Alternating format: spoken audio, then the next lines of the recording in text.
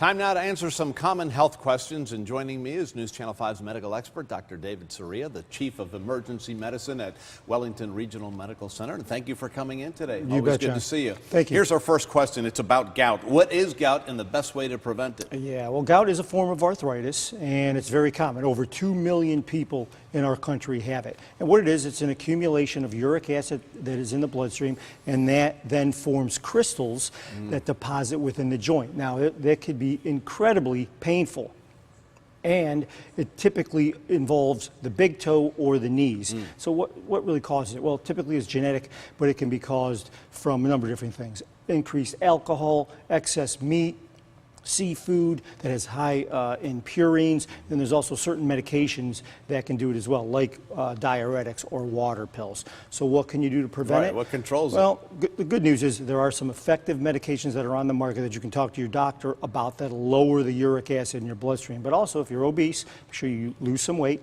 If you like to eat a lot of meat or seafood, definitely need to cut down on that. And then also other medications that can contribute to it, make sure you talk to your doctor, and he or she will ensure that if you do have gouty episodes, that they will remove those from your regimen and maybe replace them with something else. All right, you say seafood, even fish? I mean, it's not just shellfish and That's things right. like that. It's all wow. different Okay. kinds of seafood that actually have that purine in it that can increase your uric acid. All right, next up, people can be allergic to peanuts. Can they also be allergic to salt? Yeah, we get this quite a bit. Yeah. And believe it or not, salt is only sodium chloride, and sodium and chloride are two essential elements in your body.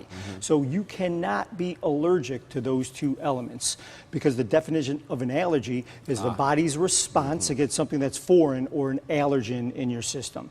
So a lot of people confuse salty foods or having consistent salty foods with an allergy to salt.